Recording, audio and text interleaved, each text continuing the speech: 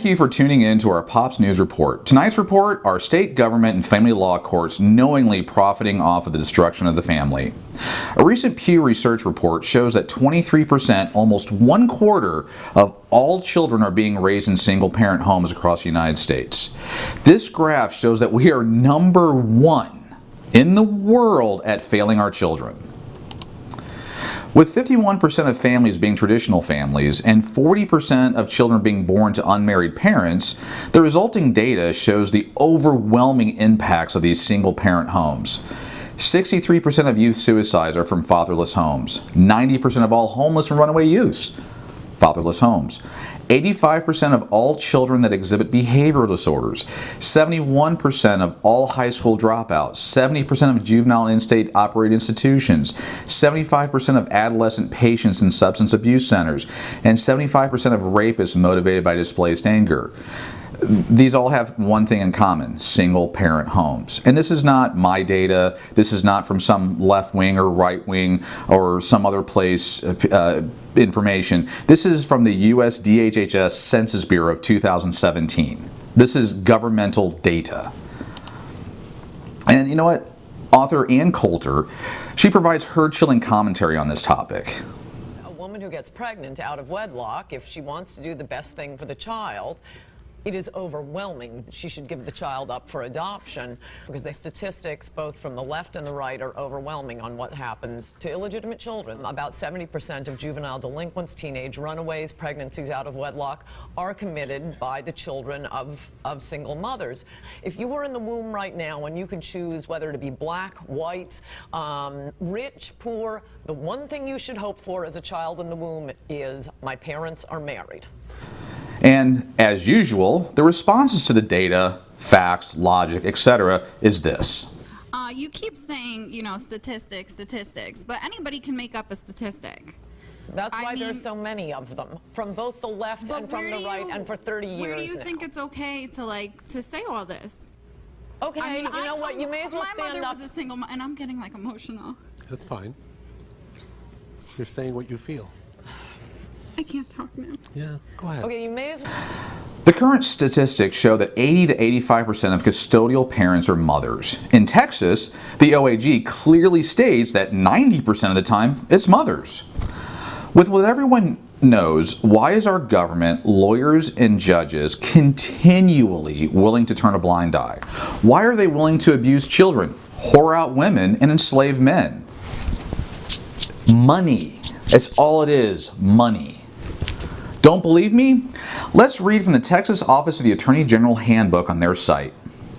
The OAG does not represent the parents or the child in court. The OAG represents the state of Texas. What is a non-custodial parent?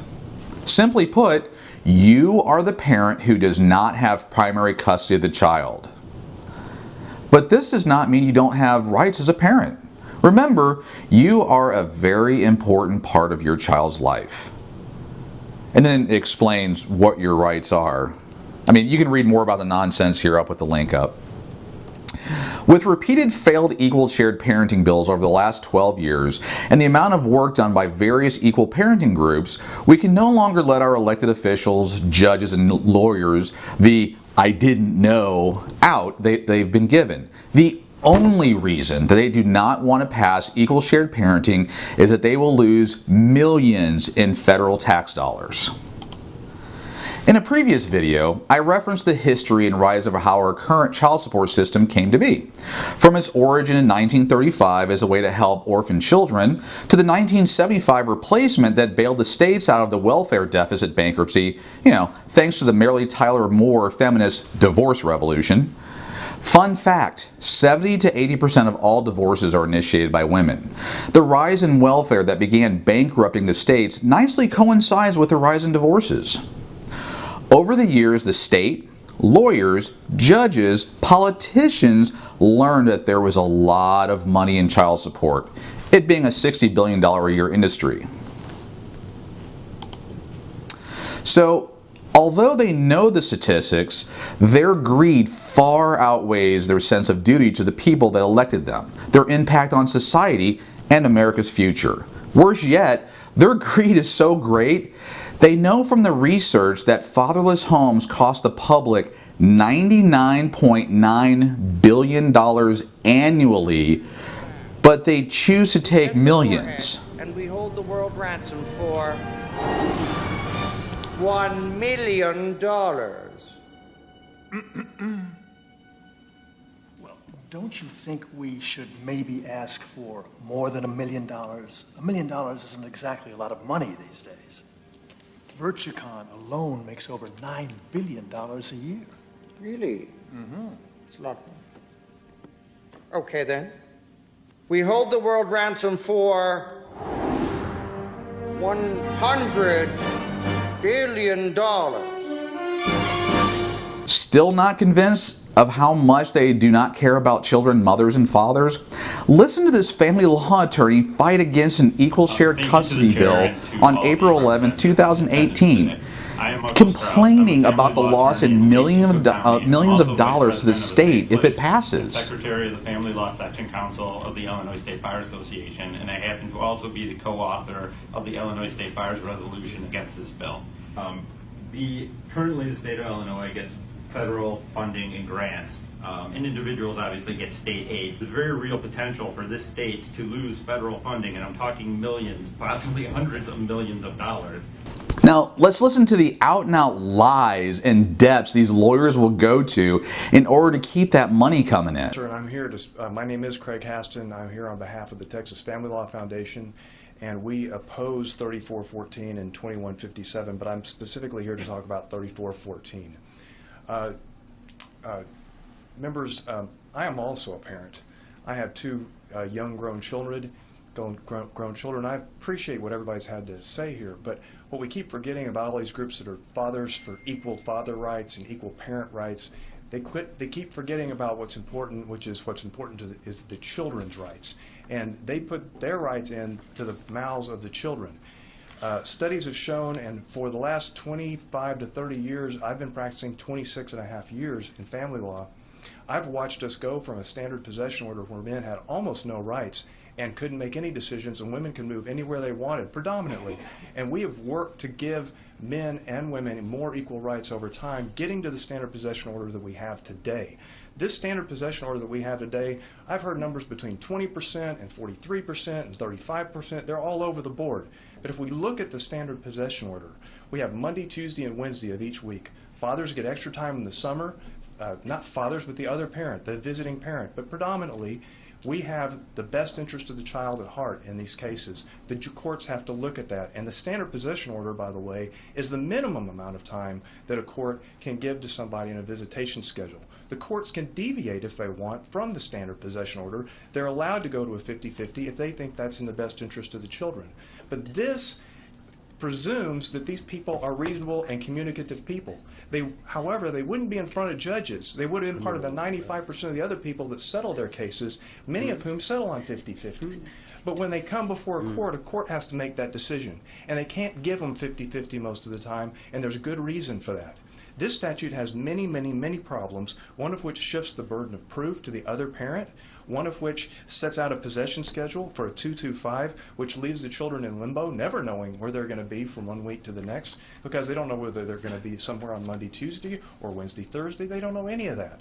The standard possession order is only off by 1 day per week in general.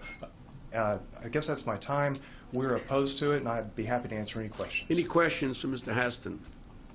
Ms. Calanni, did you have a question?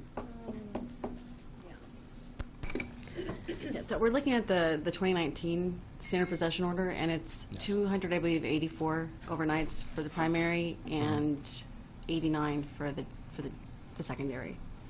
Well, I didn't have any time to do any quick numbers on that. I was trying to listen to the gentleman that said that he had 80 overnights, but if there's 52 weeks in the year, and if a father or if a visiting parent gets first, third, and fifth weekends out of 52 weekends, half of that plus a few is going to be about 80 overnights by themselves, not counting the Friday nights that they also get, which would add to that, and not counting the 30 days in the summer that they additionally get, and also not counting the Thanksgiving, the spring break period, and the half of the Christmas period that they get, which are all equal periods of time for the parents. So Well, every other year, though. Pardon me? It's every other year. And For the I other looked at the schedule. Mm-hmm. So, and even if you did the summers where you did 2 weeks on, 2 weeks off, it still equates to 89 versus. And so if you are given joint custody, I don't see how you can put that two together and say that that's equal. Well, I believe we have somebody else who can answer some of your questions on that. I haven't done the math on the overnight numbers, but I look at it to see where we are equal and where we're not equal. Mm-hmm. We're fairly equal on the weekends. Essentially, it's every other weekend for parents. Right, but during the week they don't have any access. That's not Every equal. Thursday night. Every Thursday night. Wow, a Thursday? Yes. Well, that which leaves Monday, Tuesday, and Wednesday. If you move one day, then you're to 50%. Monday, Tuesday, and Wednesday the other Mm-hmm. parent gets, and the other parent gets 135. Mm-hmm. So, or no, 2-4, right? Uh, They get 2-4. So Essentially, primary yes. gets 2-4, Yes. and every Monday, Tuesday, Wednesday, and the secondary gets 135 and Thursdays. Thursdays, yes. That's right. not equal, and that's not in the best interest of the child. Well, no, it's a standard possession order. Nobody said That was equal. put into law in 1995. Well, we've been amending it since then to give additional overnights, which is the pick up from school after school on Thursdays and return to school Monday mornings, which gives overnight on Sunday nights. I just don't understand why anybody would want to be against this when it gives parents actual equal access to their children, and it puts it in the code to where that could actually be given. Because when you go to court, if one parent can't afford to pay, then they're going to have to sign off to agreements that they may not want to, and then that child is going to suffer. Well, it's not for me. I'm not a doctor. I'm not here to say who's right and who's wrong. Well, we about just what did their hear child- from the child expert doctor. We heard one doctor, but there's been many studies that have led to the standard possession order that we have today that have said that this is what's in the best interest of the child. And this legislature, not this particular legislature, but this government has said that the standard possession order we have now is in the best interest of the child, and that's what we support. The way these bills are drafted, they're not effective, and they won't lead to less litigation. They'll lead to more litigation. And the way they're drafted, Actually, I'm going to have to interrupt you there real quick. I don't think that's the case. Because when you get divorced, you go and you fight over, like, you get the house, you get the car, and then once that's settled, they're done fighting over the possessions. You cannot go back and fight over your house and your retirement again. That's settled. But what you can continuously go back to court and fight about are your children. So if you are already given equal access to your children from the point when you get divorced, then why would you continue to fight? Well, because a lot of people don't believe that equal access to the children is in the best interest of the children. If you come from a county such as mine, Harris County, which is a very huge county, and you have parents living on one side of the county or on the other side of the county, or if you do what is predominantly done, which is the courts grant Harris County and contiguous counties, you can end up traipsing your kids all over town, sitting in the car for 2 hours per trip, which isn't fair to the children. We're not focusing on the children, we're I focusing agree on with the you with parents. that, but that's actually something that can be remedied as well, because you can say, hey, guess what? We live here in this school district, and so we're going to stay in the school district until the child graduates. That's right.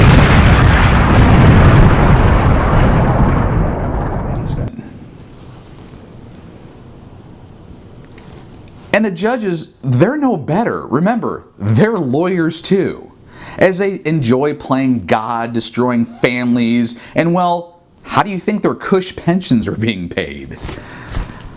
Politicians, I have personally spoken with Texas Governor Greg Abbott. He doesn't care because he knows that Texas recovers the most in Title 4D funds out of all the states.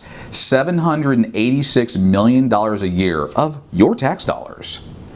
This video is of another person talking about defunding Title 4D with Ted Cruz 8 years ago. It's about the Title 4D of the Social Security Act. It's a source of funds from the federal government to the states, and I want to see if he's consistent in his position on that. Tell me more about the Title 4 fund. The states get kickbacks from the federal government for collecting child support, and states are resistant to giving parents equal time because they would lose their federal funding. Sorry about that. I wanted to make sure to vote. They were getting ready to count the ballots, and I want to participate in democracy. Okay. So I was saying that, as you know, the states receive kickbacks from the federal government for collecting child support. So that is a state funding from the federal government to the states. And you said that you are opposed to federal funds from the federal government. How do you feel about that? That's an interesting question. Look, at the end of the day... Ooh, that's an interesting one. And here's what I'm going to say. At the end of the day, I'd like to get the federal government out of that as well. Among federal programs, I do think collecting child support has an enormous impact on kids in terms of reducing their burden on society, and it's one of the most cost-effective. So, for example, when I was in the AG's office, I think that's a tremendous thing the Attorney General's office does in the state of Texas, devoting resources to help parents who are not taking responsibilities for their kids live up to those obligations. What about the ones that are? Yet the state still treats them the same. And the other part of it is that the state is resistant to giving parents equal time because they would lose that federal funding. Well, and look, I would like to get the federal strings out of it and have the state doing it on its own. So I agree with you in that. In terms of where to focus the priority of the first places to get the federal government out, that probably wouldn't be at the top of my list. But I agree with you that that's a perfect issue for the states to do. There's no reason the federal government has to do it. It's a local issue where you can respond to it. Okay. So would you sponsor a bill to achieve that? Sure. Okay. Yeah. All right. I'll start working on it. Okay. All right, thanks. States like Texas have introduced equal shared parenting bills in nearly every session from 2007 to 2019, and each of them, although ranked number 1 or number 2 in popularity, gets stalled or killed. Why? The politicians of each state have been more than informed on the topic of equal shared parenting, but they choose to ignore them in favor of lemonade stand bills and laws that, stealing packages are bad.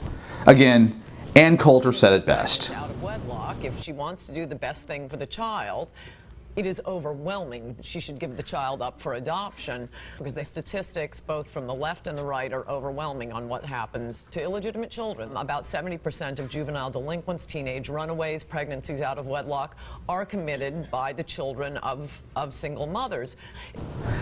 The time for believing that politicians, lawyers, judges, or anyone has your child's best interest of the child at heart, nonsense, it's over. The only thing they care about is how to make themselves rich. Hell, Ken Paxton just filed a few days ago an amicus brief with the Texas Supreme Court because the family courts gave a dead woman's boyfriend more rights over a child than his own father. I mean, I can't make this up. But, don't expect anything to happen anytime soon. For the men, the laws, etc., everything out there, they're all stacked against you. The data suggests that you and your children have listened and you've learned. Marriage rates are down and less children are being born. Women, you need to wake up to the fact that you've been lied to by pretty much everyone. You work for the OAG brothel. It's run by your lawyer, your judge, the politicians, and anyone else telling you to take your child away from their father. All this to get even with the baby daddy? I like what this young lady had to say about the matter. The #1 scam in the country? Child support. I'm just saying, that child support shit is a scam. I don't think men should have to pay child support if they don't want to. And there's a reason I feel this way. I'm not coming from a perspective of a regular woman that's looking from the outside in. I'm coming from a perspective of, I'm a mother myself. I have a 12-year-old. My daughter's father has never paid child support. You know why he's never paid child support? I never put him through having to do something like that. We don't have that kind of relationship. If you give a man room to be a provider, he will do that. If you chose the right person to have a child with. I picked the right guy to actually have a child with. He gives abundantly because I gave him the opportunity to do so. We've never had a problem. I don't have baby daddy drama. He don't have baby mama drama. We just don't have that type of relationship. Anytime I hear a man say something like, I gotta pay child support, I feel like these women are raping these men. Seriously, for real though. A man should have to choose whether or not he want to take care of a child or not. I'm the type of woman, if a man don't want to take care of his child, then he need to walk and I can handle this on my own. The choice is his. He gotta live with that. He gotta live with him not being the kind of father he needs to be to a child. That's his decision for him. I'm not about to bring the courts into my business and have them deciding what he should do. If he don't want to do it, then he shouldn't have to do it. Y'all be getting these niggas on child support for real. Ladies, you shouldn't make a man have to pay child support. If he wants to take care of his child, let it be something that he wants to do, not something that he has to do. If he doesn't want to take care of his kids, then that is the wrong man that you chose to have a baby with, and that is your choice. You chose this wrong, fucked up ass nigga who don't want to be a father. That's your fault. If you would have chose a good man to begin with, he would have wanted to be a father regardless. He would have wanted to be a father the second he laid eyes on the baby when it came out the womb. So to me, I feel like, yo, if a man don't want to take care of his kids, if a man ain't doing what he's supposed to be doing just off the strength that he a man, then he ain't no real man. He just some nigga. He just somebody to help populate the world. He not a real father, a real role model, somebody that you needed to be having kids with in the first place. So the choice was yours. You made that fucked up decision. I'm sick of girls going to the courts, getting niggas for child support that ain't got no motherfucking job themselves, living off of the government, food stamps, Section 8, and they getting child support payments from all the baby daddies they got. Come on, bitch. Seriously? And you ain't got no job? Come on, take care of your kids yourself. Don't use the excuse, oh, I ain't got no job. And you asking this nigga for extra money on the side to pay for other shit when he already kicking out. What are you doing to help you out? What are you doing to be a good mother to your children? See, I'm feeling like women are starting to abuse this whole child support thing. I'm serious about this, man. I'm telling you, ladies, rethink this. Let these men be fathers because they want to be fathers. If they don't want to be fathers, let them motherfuckers kick rocks and be out. Don't be trying to pressure them to be a father because they should want that. That is something that they should want. You shouldn't have to make a man do that. You stressing yourself even getting help from him. Don't even worry about him. Let him walk off and do his thing and you handle it. You can do you, boo. You can do this. I see single mothers walking around every day doing it big, got their job, got their own car, got their house together, got their bread together, got more than one kid and don't need no man. You can do this. You can do this without him. So don't be begging them to be no father. Let them send money because that's what they want to do. Let them be around. Let them come pick up their kids. And that's another thing. It's chicks out here who got good fathers for their children and they still treating the father of their children like he ain't shit. Won't let them come pick the kids up. He want to call the kids and talk to the kids on the phone and you ain't answering the phone. Got his kids around other niggas and shit. You introducing your kids to some man you met a couple of weeks ago and you got them kids calling him daddy. Get off this whole child support thing. If you would have chose right in the first place, you wouldn't be having this problem to begin with. Choose somebody that wants to be a father. Talk to him before you start having unprotected sex with him about what kind of man he is, what kind of husband he would be, and what kind of father he would be. And if those answers to any of those questions don't sound right to you, then you need to rethink having unprotected sex with him. When did women stop probing men to try to figure out who they are before they started sleeping with them? Because let me tell you, me and my daughter's father had the conversation. We sat down. When we started having unprotected sex, me and him sat down and had a conversation about what kind of parents we would be. And we both decided we wasn't going to let the courts come in and make decisions about me, him, and our children. We would sit there as adults and work it out together. And we would put aside everything that needs to be put aside between us for us to be better parents for our kids. And that's the conversation that men and women need to be having before they. And in closing, one day your kids will find out the truth. You need to wake up now and do the right thing. Millions of children have already figured it out. Do the right thing. This is Dwayne with Pop News. Till next time.